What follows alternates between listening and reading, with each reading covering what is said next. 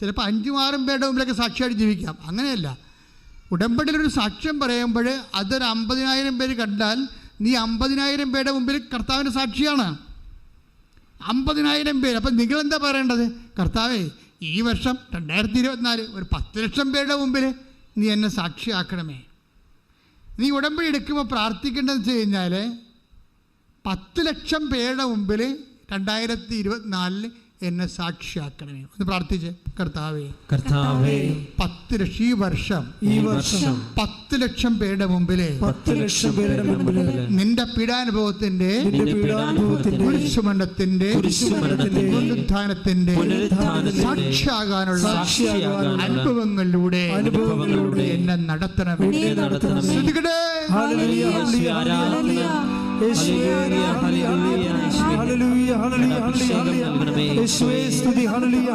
സാക്ഷികളായി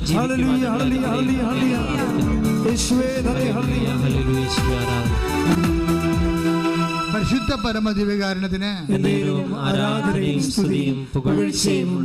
നേരത്തെ ഞാനൊരു സാക്ഷ്യം പറഞ്ഞില്ലേ? എന്താ പറഞ്ഞത്? ഒരു മോളയുടെ മാതാവ് പറഞ്ഞു. എന്താ പറഞ്ഞത്? അവൾ ഉടമ്പടി ചെയ്തപ്പോൾ തന്നെ അവരുടെ പുറമ്പോക്ക് ഭൂമി നിയമവിരുദ്ധമായ വിധേയമായി. അത് 2 ദിവസത്തിനുള്ളിൽ സംഭവിച്ചതാണ്. അത് കഴിഞ്ഞപ്പോൾ മാതാവ് എന്താ പറഞ്ഞത്? ഞാനൊക്കെ കൊടുത്ത് ലോൺ എടുത്തിട്ട് കടങ്ങൾ പരിഹരിക്കാൻ പറഞ്ഞു. കടങ്ങൾ പരിഹരിച്ച് കഴിഞ്ഞപ്പോൾ കമ്മ്യൂണിക്കേഷനാണ് നമ്മുടെ സബ്ജക്റ്റ്. എന്താണ്? കവനൻ്റ് ആൻഡ് കമ്മ്യൂണിക്കേഷൻ, ഉടമ്പടിയും അതായത് വിനിമയവും. അപ്പോൾ എന്താ സംഭവം എന്ന് വെച്ച് കഴിഞ്ഞാൽ അത് കഴിഞ്ഞപ്പോൾ ഇവരോട് പറഞ്ഞ് 15 രൂപ അടച്ച്. അപ്പോൾ പറഞ്ഞാൽ എന്താണ്? നീ പോയി തിരിച്ച് വാങ്ങിക്കുക പട്ടയം മേടിക്കാൻ വേണ്ടി മാതാവ് പറഞ്ഞ പോലെ ഓടി. അവളുടെ പേര് ഇവിടെ എടുത്തിട്ടുണ്ട്. അതായത് പുഷ്പ, കാസർഗോഡ്. ഈ ആഴ്ചത്തെ സാക്ഷിയാണ്. അപ്പോഴേ എന്നെ സംഭവിച്ചു കഴിഞ്ഞാൽ അവളവിടെ ചെന്നപ്പോഴാണ് മാനേജറിനോട് പട്ടയം ചോദിച്ചപ്പോൾ മാനേജർ പറഞ്ഞ് പട്ടയം തരാം, പൈസ എല്ലാം ലോൺ എടുത്ത പൈസ മൊത്തം അടക്കുക. അപ്പോഴാണ് ഇവിടെ ചമ്മിപ്പോയത്. മാതാവേ എന്നെ ചമ്മിച്ചാന്ന് ചോദിച്ചു. അതാ കമ്മ്യൂണിക്കേഷൻ. ഉടനെ അവിടെ ഇരുന്നേച്ച് ചോദിക്കും, മാതാവേ എന്നെ ചമ്മിച്ച, നീ പറഞ്ഞു കേട്ടല്ലോ ഞാൻ വന്നത്. അപ്പോൾ അവൾ തിരിച്ചടക്കുമ്പോൾ മാനേജർ തിരിച്ച് വിളിച്ചിട്ട് മാതാവ് പറഞ്ഞ പോലെ പട്ടയം എടുത്ത് കൈ കൊടുക്കും. ഈ സാക്ഷ്യം ഇങ്ങനെ ഇത് പൊക്കുന്ന രസമാണിതിൽ. നിങ്ങൾ ഇന്ന് ഇടുന്നുണ്ടത് നോക്കിയേക്കണേ. അതായത് എന്ത് സംഭവിച്ചാൽ നമ്മൾ വീട്ടിൽ ചെന്ന് കഴിയുമ്പോൾ ഈ പട്ടയം മേടിച്ച് വീട്ടിൽ ചെല്ലും. വീട്ടിൽ ചെന്ന് കഴിയുമ്പോൾ ഇവിടെ വന്ന് ഇതുപോലെ നിങ്ങളെപ്പോലെ ഇരുന്ന് ഉടമ്പടി കൂടുകയാണ്. ഉടമ്പടി കൂടുമ്പോൾ ആരാധന സമയത്ത് അച്ഛനൊരു ദർശനം, ഞാനൊരു ദർശനം പറയും. എന്താ പറയണത്? ശരിക്കും പറഞ്ഞാൽ എനിക്ക് നല്ല തൊലിക്കട്ടി ആയതുകൊണ്ടാണ് ഇതൊക്കെ ഞാൻ പറയണത്. കർത്താവ് എൻ്റെ മനസ്സിൽ തോന്നിച്ചാൽ ആ സമയത്ത് അത് പറയണ സമയത്ത് ചെയ്തിരിക്കും. പിന്നെ വന്നത് പോലെ ഞാൻ തെറ്റൊന്നും ചെയ്യത്തില്ലല്ലോ. അപ്പം മാതാവ് അല്ലെങ്കിൽ ഈശോ തോന്നിക്കണല്ലേ ചെയ്യണത്. അല്ലെങ്കിൽ മറ്റുള്ള അച്ഛന്മാരെന്നെ കളിയാക്കുക, മറ്റുള്ളവരെന്നെ ട്രോളുക, അത് ഞാൻ നോക്കത്തില്ല. ഞാൻ എന്താ പറഞ്ഞത്? അതായത് 126-55 ഫോൺ നമ്പറുള്ളവർ സൂക്ഷിക്കുക. ഇത് വല്ലൊരു ആൾക്കാരെ കിട്ടിയ വല്ലവരും പറയത്തില്ല, ചുമ്മാ തോന്നിയായിരിക്കും എന്ന് വിചാരിക്കും. പക്ഷേ എനിക്ക് ഡിസൈൻമെൻറ്റിൽ അത് കർത്താവിൻ്റെ മെസ്സേജാണെന്ന് തോന്നി. 126-55. അപ്പോഴേ ഇതിൻ്റെ തിരുന്ന് ഈ നമ്മൾ പറഞ്ഞ പുഷ്പ ഇതിൻ്റെ തിരുപ്പുണ്ടായിരുന്നു. പുഷ്പ പറയും, ഇത് എൻ്റെ ഫോൺ നമ്പറാണല്ലോ. അതാ വിഷയം. കമ്മ്യൂണിക്കേഷൻ ഫോൺ കണ്ടില്ല, കവനൻ്റെ കമ്മ്യൂണിക്കേഷൻ. ഈ 126 എൻ്റെ നമ്പർ അവസാനിക്കണത്. എൻ്റെ ചേട്ടൻ്റെ നമ്പർ അവസാനിക്കുന്നത് 55. അപ്പോൾ ഇവിടെ ഇന്ന് ഭർത്താവിനോട് പറയും, ഇന്ന് കർത്താവ് കൃപാസനത്തിൽ ഒരു നമ്മുടെ കാര്യം പറഞ്ഞിട്ടുണ്ട്, നമുക്കെന്തോ സംഭവിക്കാൻ പോകുന്നുണ്ട്, നല്ല കാര്യം. അപ്പോൾ 126 എൻ്റെ നമ്പരാണ്, 55 ചേട്ടായിയുടെ നമ്പരാണ്. അപ്പോൾ ഉടനെ ഷൈജു വന്നപ്പോൾ ഹസ്ബൻഡ് ചോദിക്കും, നമുക്ക് ലോട്ടറി അടിയിരിക്കും അല്ലേ? അതെനിക്കറിയാൻ പറഞ്ഞു പറയും. കാര്യം വേറെ മാർഗമൊന്നുമില്ല. പെര വെക്കാൻ വേണ്ടി വേറെ വീട് വെക്കാൻ വേണ്ടിയാണേ. വീട് വെക്കാനുള്ള കാരണം എന്താണെന്നറിയാമല്ലോ? വീട് വെക്കാൻ കാരണം വെച്ച് കഴിഞ്ഞാൽ ഇവള് അടുക്കളയിൽ ഇരിക്കുമ്പോൾ മാതാവ് പറയും, ഇവിടെ ഇരുന്ന് കടുക് പൊട്ടിക്കല്ലേ, ഇപ്പം കടുക് പൊട്ടിച്ചോണ്ടിരിക്കുക, പറയിട്ടുകൊണ്ടിരിക്കുകയും, നീ അങ്ങോട്ട് ചെന്നേ ഭർത്താവിൻ്റെ അടുത്ത് ചെല്ലേ. ഉടനെ ഇവിടെ ചെല്ലുമ്പോൾ കർത്താവ് കിഴക്കോട്ട് നോക്കി ഇരിക്കുന്നു, ബാക്കിൽ പാമ്പിരിക്കണം. അവൾ ന്യൂട്രായിട്ട് ചേട്ടനെ വിളിച്ച് എഴുന്നേപ്പിച്ച് മാറ്റിയിട്ട് പാമ്പിനൊക്കെ തലിക്കൊന്നുകളയും. പിന്നെ വേറെ ഒരു ദിവസം നോക്കുമ്പോൾ പാമ്പ് വീടിൻ്റെ മുകളിൽ കുത്തിയിരിക്കണം, വലിയ പാമ്പ്. അപ്പോൾ ഇവർക്ക് കരച്ചിലാവും. കർത്താവ് ഈ പുറംപോക്കിൽ നിന്ന് എവിടെയെങ്കിലും പോയി ജീവിക്കേണ്ടി വരും. അടച്ചുറപ്പുള്ള വീടില്ലാത്തത് കൊണ്ടല്ലേ ഈശോ ഇങ്ങനെ വന്നു പോണത്. അപ്പോൾ വീടില്ലെന്ന് പറഞ്ഞ് ഇവിടെ ഉടമ്പടി വെച്ചിട്ടുണ്ട്. പാമ്പ് പല പ്രാവശ്യമായിട്ട് വന്നുകൊണ്ടിരിക്കുകയാണ്. അപ്പോൾ ഈ പാമ്പ് വരുമ്പോഴൊക്കെ ഇവൾ ഈശോയോടാണ് പറയണത്, വേറെ ആരോടും പറയത്തില്ല, വേറെ ആരും പറയാനില്ല. അതാണ് പ്രശ്നം. അപ്പോൾ ഇവിടെ വന്നിട്ട് ഇവിടെ ഈ പാമ്പൊക്കെ കയറി ഇനി എന്ത് ചെയ്യാനാണ്, എവിടെയെങ്കിലും പോയി താമസിക്കണ്ടേ, ഇവിടെ എങ്ങനെ ജീവിച്ച കുഞ്ഞുങ്ങൾ. അപ്പോൾ ഇവളുടെ സങ്കടക്കാരെന്ന് വെച്ചാൽ ഇതിൻ്റെ പ്രശ്നം വെച്ച് കഴിഞ്ഞാൽ, അതായത് ഈ പുഷ്പയുടെ പ്രോബ്ലം വെച്ചാൽ 2-3 കുഞ്ഞുങ്ങളാൻ മറ്റുണ്ട്. ഈ കുഞ്ഞുങ്ങൾക്ക് അടുത്ത് ഉടത്തിക്കിട്ട് പാവം ഒരു രാത്രി മൊത്തം ആ കുഞ്ഞുങ്ങളുടെ ട്യൂബ് ലൈറ്റ് വിട്ടിരിക്കും അവിടെ. എന്താ കാര്യം? പാമ്പ് വരുന്ന സ്ഥലമാണ് അവിടെയൊക്കെ. പാമ്പ് ഏത് സമയത്ത് വരുന്നതെന്ന് അറിയത്തില്ലല്ലോ. അങ്ങനെ പറയും, എത്ര ഉറക്കവിൻ്റെ പോയിട്ടുണ്ടെന്ന് അറിയാമോ ഈ കുഞ്ഞുങ്ങളെ വളർത്തി. പക്ഷേ എവിടെ പോകാനാണ്, ആര് കാശ് തരാനാണ്, എങ്ങനെ ജീവിക്കും? അങ്ങനെയാണ് വന്ന് ഉടമ്പടി എടുത്തിട്ട് വീടിൻ്റെ കാര്യമൊക്കെ എഴുതിയിട്ടിട്ടുണ്ട്. അപ്പോഴാണ് പാമ്പിൻ്റെ വിഷയം വീണ്ടും രൂക്ഷമാകണം. അപ്പോൾ അതിനിടയ്ക്ക് എങ്ങനെ ജീവിക്കും, എവിടെ പോവും, എങ്ങനെ വീട് വെക്കുമ്പോഴാണ് ഇന്ന് ചിന്തിക്കുന്ന മാതാവ് പറഞ്ഞത്, പട്ടയം റെഡി ആയിട്ടുണ്ട്, പോയി മേടിച്ചുകൊണ്ട് പോരാൻ പറയും. പട്ടയം മേടിച്ചുകൊണ്ട് വീട്ടിൽ കൊണ്ടുവന്ന് വെക്കും. പക്ഷേ വീട് വെക്കാൻ പട്ടയം കൊണ്ട് പറ്റത്തില്ലല്ലോ. അപ്പോൾ പട്ടയം പിടിച്ചിരിക്കുന്ന സമയത്ത് പെട്ടെന്ന് ഇവിടെ 126-55 ഈ നമ്പർ ഉള്ളവർ സൂക്ഷിക്കാൻ പറയും. കർത്താവ് നിങ്ങളോട് സംസാരിക്കാറുണ്ടെന്ന് പറയും. അത് നോക്കുമ്പോൾ അവളുടെ നമ്പറാണ് 126, ചേട്ടൻ്റെ നമ്പർ 55 അവസാനിക്കുന്നത്. വീട്ടിൽ ഹസ്ബൻഡിനോട് ഇത് പറഞ്ഞുകൊണ്ടിരിക്കുകയാണ്, ഇത് നമ്മളെക്കുറിച്ച് കൃപാസനത്തിൽ അമ്മ സംസാരിച്ചായിരുന്നു എന്ന് പറയും. അപ്പോൾ എന്താണ് നമുക്ക് ലോട്ടറി അടിക്കുവാടി, അതറിയാൻ പാടില്ല, ഈ നമ്പറില്ല നമ്പറാണ്. ഇങ്ങനെ ഇവർ ഭർത്താവും ഭാര്യയും കൂടി എങ്ങനെ ജീവിക്കും, ഇതെന്താണ് എൻ്റെ അർത്ഥം എന്നൊക്കെ ചിന്തിച്ചിരിക്കുന്ന സമയത്ത് പെട്ടെന്ന് ഈ ഫോൺ നമ്പർ 126 റിങ് ചെയ്യും. റിങ് ചെയ്തപ്പോൾ ഉടനെ അവിടുന്ന് പരിചയമുള്ള ആൾ വിളിക്കും. ഒരു 2 കിലോമീറ്റർ അകലെയുള്ളവർ, നിങ്ങൾ ഭാര്യയും ഭർത്താവ് ഉടനെ എൻ്റെ അടുത്ത് വരാൻ പറയും. അപ്പോൾ അവർ വിളിക്കുക, അവർ പള്ളിയിൽ എന്തോ കാര്യമൊക്കെ ചെയ്യുന്നത് നടക്കുന്ന പാർട്ടിയാണ്. അപ്പോൾ അതുകൊണ്ട് അച്ഛൻ്റെ സെൻറ്റ് ഓഫിന് എന്തോ ചെയ്യാനാണെന്ന് വിചാരിച്ചാൽ ഇവിടെ ഓട്ടോറിക്ഷയിൽ ഭർത്താവും ഭാര്യയും കൂടി അവിടെ ചെല്ലുമ്പോൾ ഉടനെ ആ വീട്ടുകാരൻ ഒരു 5 ലക്ഷം രൂപ എടുത്ത് കൊടുക്കും. കൊടുത്ത് ഞാൻ പറഞ്ഞു, നിങ്ങൾ നിങ്ങളുടെ വീടിൻ്റെ പണി തുടങ്ങുകയാണ്. എൻ്റെ മകൾ ഇപ്പോൾ 10ാം ക്ലാസ്സിലാണ്, അവളെ കല്യാണം കഴിക്കുന്ന സമയത്ത് ഈ കാശ് തിരിച്ചു തന്നാൽ മതി, അത്രയും നിങ്ങൾക്ക് മറിക്കാൻ പറ്റും, വീടിൻ്റെ പണി തുടങ്ങാൻ പറ്റും. അങ്ങനെ ഒരു സ്റ്റോറി പണം പോക്കുണ്ടല്ലേ. ഒരു മനുഷ്യൻ്റെ ജീവിതത്തിൽ ദൈവം വിളിച്ച് പറഞ്ഞ് ഇടപെടുന്ന രീതിയിലേക്ക് പോകുന്ന ഉടമ്പടി. ഇത്രയും ഉടമ്പടിയിലുള്ള അതായത് ഈ ഉടമ്പടി നിൽക്കുന്നവർ ഇത്രയും വലിയ വിശ്വാസത്തിൻ്റെ കൊയ്യുമ്പോഴാണ് മറ്റുള്ളവരും ശ്രദ്ധിക്കണം. ഇതിനകത്ത് നമ്മൾ ഉടമ്പടി എടുത്തിട്ട് ആരെങ്കിലും കൊണ്ട് ഉടമ്പടി എടുപ്പിച്ചു, അല്ലെങ്കിൽ ഉടമ്പടിയുടെ കാര്യങ്ങൾ പതിമുക്കാനും ചെയ്യത്തില്ല. പിന്നെ റിസൾട്ട് നോക്കിയിരിക്കുന്ന ആൾക്കാർ ശ്രദ്ധിക്കേണ്ടത്, ദൈവത്തെ നിങ്ങൾ പരീക്ഷിക്കുന്നതിന് മുമ്പ് ദൈവമായിട്ട് വലിയ സ്നേഹത്തിൻ്റെ സ്വാതന്ത്ര്യത്തിലേക്കാകാൻ നോക്കണം. കാര്യം ഉള്ളതുപോലെ പറയണതാണ് ഇവരെല്ലാവരും. ഇപ്പം നോക്കുമ്പോൾ കെസിയായാലും ശരി, അതുപോലെ തന്നെ ഈ പുഷ്പയാലും ശരി, അവളുടെ അവസ്ഥകൾ അവൾ തുറന്നു പറയാനുള്ള സ്വാതന്ത്ര്യവും സ്നേഹവും അവർ ഉടമ്പടിയിലൂടെ ആർജിച്ചിരിക്കുകയാണ്. ഉടമ്പടി എന്ന് പറഞ്ഞാൽ അതാണ് സംഭവം. അതായത് ഇതൊരു റിലേഷനാണല്ല, ബയലാറ്ററായിട്ടുള്ള ഒരു ഉഭയകക്ഷി, 2 കക്ഷികൾ തമ്മിലുള്ള ഒരു റിലേഷനല്ലേ. അപ്പോൾ ദൈവം ആ റിലേഷനെ ബൂസ്റ്റ് ചെയ്തുകൊണ്ട് ആ ഉടമ്പടിയെ മാനിച്ചുകൊണ്ടേയിരിക്കും. അപ്പോൾ അവരിപ്പോൾ പുതിയ വീട് വെച്ച് താമസിക്കുകയാണ്. കസ്തുതികട ഹല്ലേലൂയ.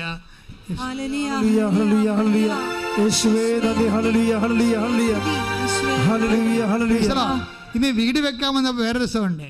ഇതിൻ്റെ ഇടയ്ക്ക് പുഷ്പ പറയവേ, കർത്താവേ എനിക്കറിയാം നീയാണ് എനിക്ക് വീട് തന്നതെന്ന് എനിക്കറിയാം, പക്ഷേ എനിക്ക് അത് കേൾക്കാൻ ഭയങ്കര സന്തോഷമാണ്.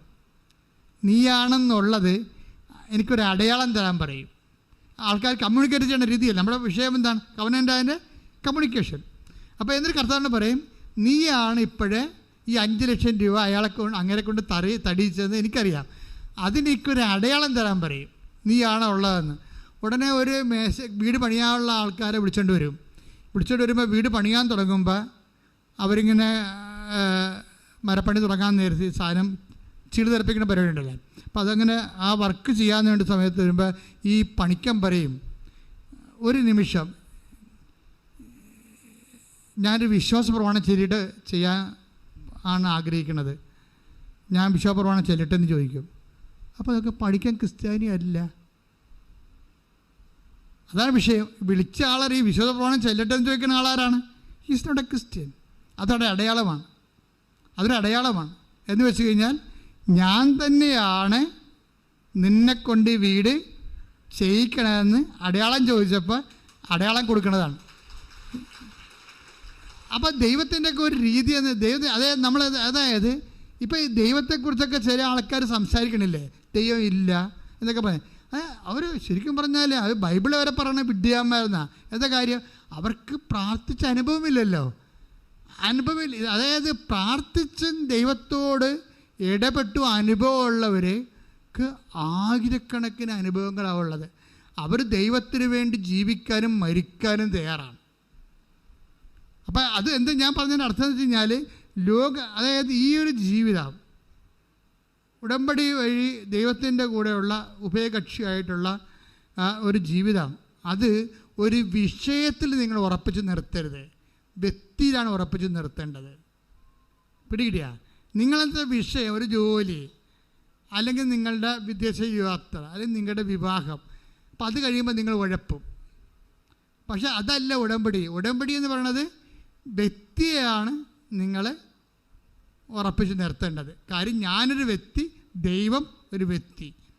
അതൊരു ടെമ്പററി ആയിട്ടുള്ള അറേഞ്ച്മെൻ്റ് അല്ല, നിത്യത വരെ എത്തുന്ന ഒരു ബന്ധമാണ്. പ്രാർത്ഥിക്കുക, കർത്താവായ ദൈവമേ എൻ്റെ ജീവിതത്തിലെ നിത്യത വരെ എത്തുന്ന വലിയ സ്നേഹബന്ധമായ ഉടമ്പടി ജീവിക്കാൻ അവസരം തന്നതിന് നന്ദി പറയുന്ന, ഉടമ്പടിയിൽ വളരുവാൻ എന്നെ സഹായിക്കണമേ. ശ്രുതികട്ടെ ഹല്ലേലൂയ.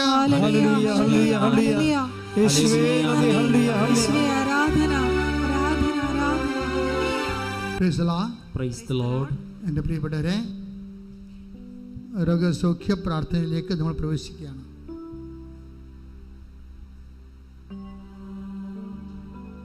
നിങ്ങൾ ഉടമ്പടി ചെയ്യുന്ന വിഷയങ്ങൾ ഓൺലൈനിലുള്ളവർ പ്രത്യേകം ശ്രദ്ധിക്കുക.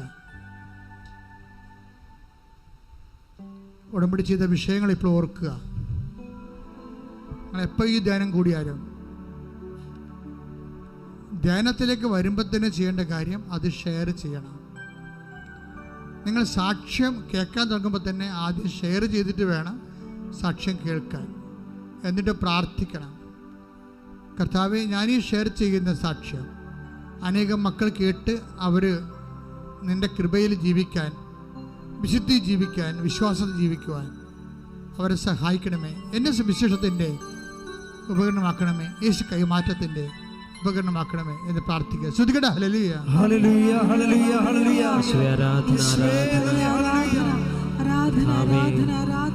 അങ്ങേറ്റു പറയുവാനുള്ള അഭിഷേകം ഞങ്ങൾക്ക് നൽകണമേ, ഞങ്ങളെ സാക്ഷികളാക്കി മാറ്റണമേ എന്ന് ഞങ്ങൾ പ്രാർത്ഥിക്കുന്നു. ഹല്ലേലൂയ ഹല്ലേലൂയ. ആരാധന ആരാധന. പ്രാർത്ഥിക്കുമ്പോൾ എല്ലാ രോഗങ്ങളെയും അതുപോലെ ജീവിത പ്രശ്നങ്ങളെയും പരിശുദ്ധ അമ്മയുടെ മാധ്യസ്ഥത്തിലാണ് ഈശോയ്ക്ക് സമർപ്പിക്കുന്നത്. കൃപാസ്ഥാനത്താറെ ജീവനോടെ പ്രത്യക്ഷപ്പെട്ട പരിശുദ്ധ അമ്മയുടെ മാധ്യസ്ഥത്തിലാണ് ഈശോയ്ക്ക് സമർപ്പിക്കുന്നത്. അതുകൊണ്ട് തന്നെ ഈ വിഷയത്തിന് ദൈവിക തീരുമാനം ഉണ്ടാകേണ്ടത് ദൈവത്തിൻ്റെ കൂടി ഒരു ആവശ്യമാണ്. അമ്മ അത് ഞങ്ങൾക്ക് വേണ്ടി മാധ്യസ്ഥം വഹിക്കുന്ന സമയമാണ്. അതുകൊണ്ട് തന്നെ പ്രത്യാശയോടെ അല്ല, ഉപരി ദൈവസ്നേഹത്തോടെ നമുക്ക് പ്രാർത്ഥനയിലേക്ക് വരാം. എല്ലാവരും ശ്രദ്ധിക്കട്ടെ. ഹല്ലേലൂയ ഹല്ലേലൂയ ഹല്ലേലൂയ ഹല്ലേലൂയ ഹല്ലേലൂയ ഹല്ലേലൂയ. എല്ലാവരും ഈശോ ഒന്നും സാധ്യമല്ലാത്തവർ, ഈശോ എല്ലാം സാധ്യമായ ഈശോ, നിനക്ക് സ്വസ്ത്രവും നിനക്ക് സ്തുതിയും, നിനക്ക് ബഹുമാനവും നിനക്ക് ആരാധന അർപ്പിക്കും. കർത്താവ് നിന്നെ വിശുദ്ധമാ വലതുകരം, തിരുമൽവാർന്ന അത്ഭുതകരം അങ്ങനെ മക്കളുടെ ശിരസിൽ വെക്കുന്ന പ്രാർത്ഥന അവിടെ സന്ധിബന്ധങ്ങളിലും മാംസപെച്ചുകളിലും ഞരമ്പുകളിലും ശരീരകോശങ്ങളിലും രക്തം പടരട്ടെ. എല്ലാ കോശങ്ങളിലും, എല്ലാ പെശികളിലും, എല്ലാ അസ്ഥികളിലും, അസ്ഥിക്കൊടുകളിലും, തലച്ചോറിലും, ശരീരഞരമ്പുകളിലും, രക്തഞരമ്പുകളിലും, ശരീരകോശങ്ങളിലും, ഹൃദയ ഞരമ്പുകളിലും, കരളിലും, ഗർഭാശയത്തിലും, ഉദരാശയത്തിലും, കർത്താവെ ശിഷ്ടമുള്ള സ്ഥലങ്ങളിലും, കർത്താവെ പീരീഡ്സ് കറക്റ്റാകാത്തവരും രക്തസ്രാവം നിൽക്കാത്തവരെ സ്പർശിക്കണമേ. മാനസിക അസ്വസ്ഥതകളെ സ്പർശിക്കണമേ. കർത്താവ് എപ്പിലെപ്സി രോഗികളെ സ്പർശിക്കണമേ. ആസ്മ രോഗികളെ സ്പർശിക്കണമേ. ഓട്ടിസം രോഗികളെ സ്പർശിക്കണമേ. ദൈവത്തിന്റെ കരുണ ചൊരിയട്ടെ, ദൈവത്തിന്റെ കരുണ ചൊരിയട്ടെ. കുടുംബങ്ങളിൽ തകർച്ചയുള്ളവര്, വിശ്വാസം കുറഞ്ഞുള്ളവര്, സംശയം കൂടിയവര്, ഉടമ്പടിക്ക് ഇതുവരെ അനുഭവമില്ലാത്തവര്, ഉടമ്പടി ഉടപ്പിയിട്ടുള്ളവര്, കർത്താവ് ഉടമ്പടി പരീക്ഷ പ്രവർത്തനങ്ങൾ ചെയ്യാൻ വിമുഖതയുള്ളവർ എല്ലാവരുടെയും ദൈവസഹം നിറക്കണമേ. കർത്താവിന്റെ കരുണ, മാർഗരോഗങ്ങൾ, തിരാവേദികൾ, ജീവദുരിതങ്ങൾ യേശുവിന്റെ നാമത്തിൽ, മാർഗരോഗങ്ങൾ, തിരാവേദികൾ, ത്വക്ക് രോഗങ്ങൾ യേശുവിന്റെ നാമത്തിൽ, വാദരോഗങ്ങൾ, വിസർപ്പരോഗങ്ങൾ യേശുവിന്റെ നാമത്തിൽ മാറിപ്പോകട്ടെ. കർത്താവേ നിന്റെ വിശുദ്ധമായ രക്തത്താൽ ഉച്ച മുതലേ ഉള്ളംകാല് വരെ എല്ലാ പേശികളിലും ഞരമ്പുകളിലും കോശങ്ങളിലും നട്ടലുകളിലും തെറിച്ചുപോയ തെന്നിപ്പോയ കശേരികളിലും കരളിലും കർത്താവിന്റെ രക്തം പടരട്ടെ. അരവിച്ച കോശങ്ങൾ, മുഴയുള്ള കോശങ്ങൾ, സിസ്റ്റുള്ള കോശങ്ങൾ, കർത്താവ് മുന്തിരിക്കൊലമുള്ള അസുഖങ്ങൾ, കുടലിൻ്റെ അസുഖങ്ങൾ, തൈറോയ്ഡ് രോഗികൾ, ഷുഗർ രോഗികൾ, കൊളസ്ട്രോൾ രോഗികൾ, തൈറോയ്ഡ് രോഗികൾ, എപ്പിലെപ്സി രോഗികൾ, കർത്താവ് ഓട്ടിസം രോഗികൾ അങ്ങ് സ്പർശിക്കണമേ. ദൈവത്തിൻ്റെ കരുണ, ദൈവത്തിൻ്റെ ശക്തി, കൈവെക്കാൻ പറ്റാത്തവർ, അത് നടക്കാൻ പറ്റാത്ത കുഞ്ഞുങ്ങൾ, ഗർഭത്തിൽ കുഴപ്പമുള്ള കുഞ്ഞുങ്ങൾ, പ്രസവത്തിന് ശേഷം കുഴപ്പമുള്ള കുഞ്ഞുങ്ങൾ, നടക്കാത്ത കുഞ്ഞുങ്ങൾ, സംസാരിക്കാത്ത കുഞ്ഞുങ്ങൾ, കേൾക്കാത്ത കുഞ്ഞുങ്ങൾ, കാണാത്ത കുഞ്ഞുങ്ങൾ, ചെവി കേൾക്കാൻ പറ്റാത്തവർ യേശുവിനെ സ്പർശിക്കട്ടെ. അവിടെ ചെവികളിൽ കർത്താവ് സ്പർശിക്കട്ടെ, അവിടെ തൊണ്ടയിൽ കർത്താവ് സ്പർശിക്കട്ടെ. അടിപ്പിണർ പോലെ വൈദ്യുത ആഘാതം പോലെ യേശു ക്രിസ്തുവിൻ്റെ നാമത്തിൽ സൗഖ്യങ്ങൾ നമ്മൾ സംഭവിക്കട്ടെ. അടിപ്പിണർ പോലെ വൈദ്യാഘാതം പോലെ പിതാവിൻ്റെ നാമത്തിൽ, യേശു ക്രിസ്തുവിൻ്റെ മധ്യസ്ഥതയിൽ, യേശുവിൻ്റെ നാമത്തിൽ അടയാളങ്ങൾ സംഭവിക്കട്ടെ, അത്ഭുതങ്ങൾ സംഭവിക്കട്ടെ. മാർഗ രോഗങ്ങള്, തീരാവേദികള്, ദുരിതങ്ങള് മാറിപ്പോകട്ടെ. പല്ലിലെ വേദന, തൊണ്ടയുടെ അസുഖങ്ങള്, ശ്വാസകോശ രോഗങ്ങള്, ഗർഭാശയ രോഗങ്ങള്, മക്കളില്ലാത്തവര് കർത്താവ് സ്പർശിക്കട്ടെ. ഉരന്തരത്തെ സ്പർശിക്കട്ടെ. വിവാഹം ഒത്തുവരാത്തവര്, ജോലി ഇല്ലാത്തവര്, ജോലിക്ക് പോകാൻ പോയിട്ട് കഷ്ടപ്പെടുന്നവര്, നഷ്ടം തിരിയുന്നവര്, തിരിച്ചു പോകാൻ പറ്റാത്തവര് എല്ലാവരും സ്പർശിക്കണമേ. ദൈവത്തിന്റെ കരുണ, ദൈവത്തിന്റെ അഭിഷേകം എല്ലാവർക്കും ലഭിക്കട്ടെ. യേശുവിന്റെ നാമത്തിൽ മാർഗരോഗങ്ങള്, തീരാ ദുരിതങ്ങള്, ജീവിത തടസ്സങ്ങള് യേശുവിന്റെ നാമത്തിൽ മാറിപ്പോകട്ടെ. ശ്രുതിക്കട്ടെ. ഹല്ലേലൂയ, ഹല്ലേലൂയ. യേശുവേ നന്ദി. ഹല്ലേലൂയ, ഹല്ലേലൂയ, ഹല്ലേലൂയ, ഹല്ലേലൂയ, ഹല്ലേലൂയ.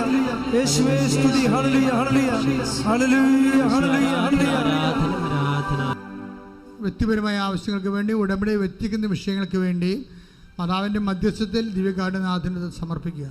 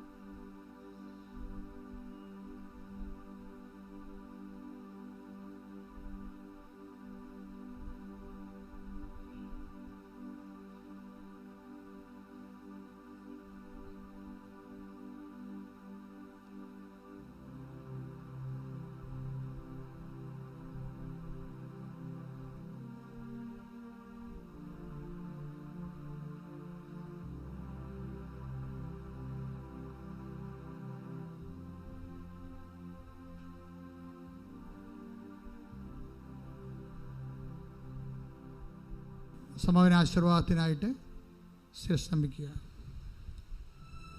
കർത്താവേ, ഉടമ്പടി പ്രാർത്ഥനയിലെ പ്രവർത്തനങ്ങളിലൂടെ സ്നേഹം വർദ്ധിപ്പിച്ച്, സ്വാതന്ത്ര്യം വർദ്ധിപ്പിച്ച്, ദൈവമക്കളുടെ സ്വാതന്ത്ര്യം അനുഭവിച്ച്, അങ്ങയോട് മോശയോടെന്ന പോലെ മുഖാമുഖം സംസാരിച്ചതുപോലെ അങ്ങയോട് സംസാരിക്കുവാൻ, അങ്ങ് പറയുന്ന കാര്യങ്ങൾ വിശുദ്ധ ഗ്രന്ഥത്തിലൂടെ മനസ്സിലാക്കുകയും ഞങ്ങളുടെ മനസ്സിലൂടെ അങ്ങ് പറയുന്ന സംസാരവും സംഭാഷണവും ഗ്രഹിക്കുവാൻ തക്കവിധം ദൈവസ്നേഹമുള്ളവരായി ഞങ്ങൾ ഓരോരുത്തരെയും മാറ്റണമേ എന്നും അഭിഷേകം ചെയ്യണമേ എന്നും പ്രാർത്ഥിച്ചുകൊണ്ട്, ദൈവമേ, അങ്ങയുടെ ആശീർവാദത്തിന് മുൻപിൽ ഞങ്ങൾ ശിരസ് നമിക്കുന്നു. ഞങ്ങളെ ആശീർവദിച്ച് അഭിഷേകം ചെയ്യണമേ, അങ്ങയുടെ ദൈവസ്നേഹത്താൽ നിറയുന്നവരാക്കി മാറ്റണമേ എന്ന് ഞങ്ങൾ പ്രാർത്ഥിക്കുന്നു.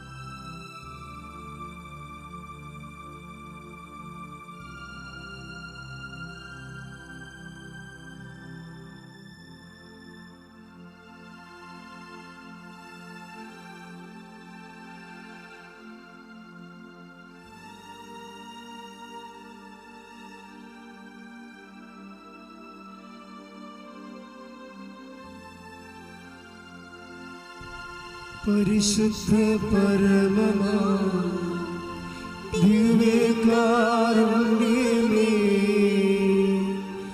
ഇന്നും എന്നും അങ്ങേയ്ക്കാരാധന. പരിശുദ്ധ പരമമാ ദിവ്യകാരുണ്യമേ, എന്നും എന്നും അങ്ങേയ്ക്കാരാധന.